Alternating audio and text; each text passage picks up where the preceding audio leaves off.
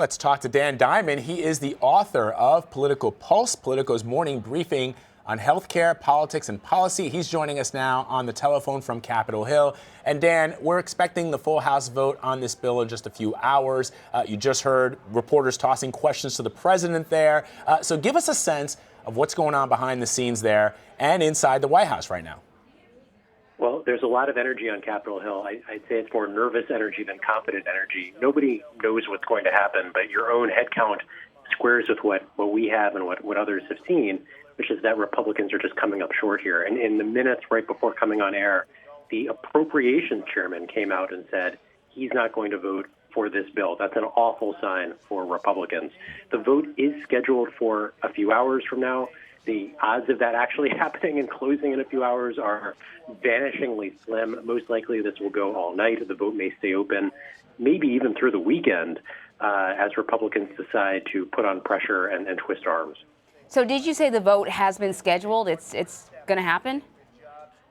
The vote is expected in a couple hours. Okay. Whether it actually happens, unclear. All right. So, Dan, yesterday you tweeted, I'm going to read your tweet, that time a novice chief executive made a foolhardy promise. His erstwhile allies rushed to get it done, and it all fell apart in the end. Based on what you just told us about what you're seeing on Capitol Hill, it seems like your confidence level has not been boosted.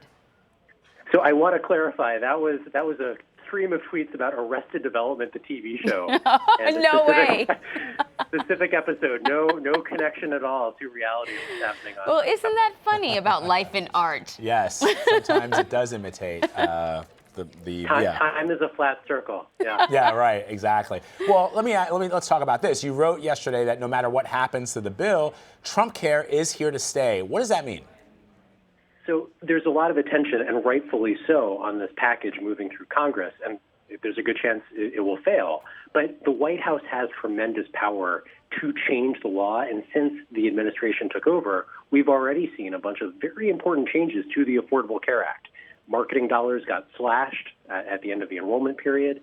There have been changes around the edges of what the insurance plans are going to look like that are sold on the exchanges, and I think it's an important takeaway that there are kind of two tracks of health reform right now. The big thing that's happening in Congress and the quieter thing that's happening behind the scenes.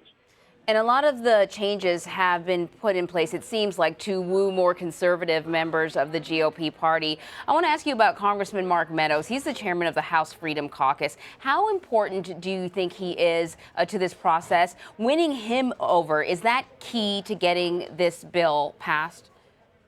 I think if you had to look at anybody, he's the guy. He's the chairman of the Freedom Caucus, so he's got 35 or so members behind him. That said, we don't know if he can bring all of those members or even enough of them along with him.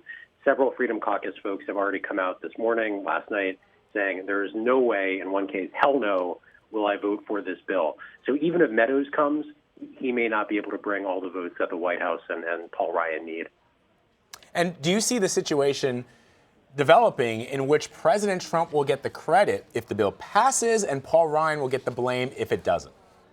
I think that's what the White House wants. I mean, Trump is already testing out lines and attacks. There have been some very strategic leaks over the past 24 hours that this was Paul Ryan's idea and he was just going along with it.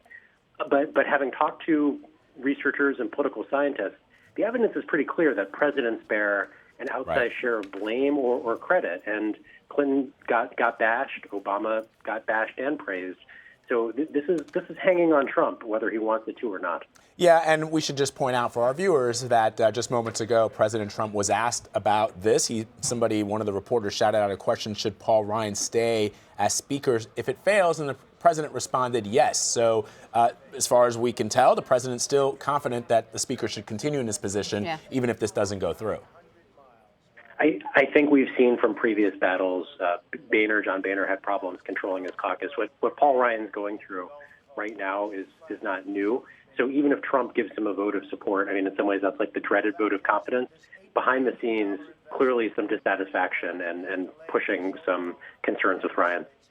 All right, Politico's Dan Diamond, thank you so much for your time, Dan.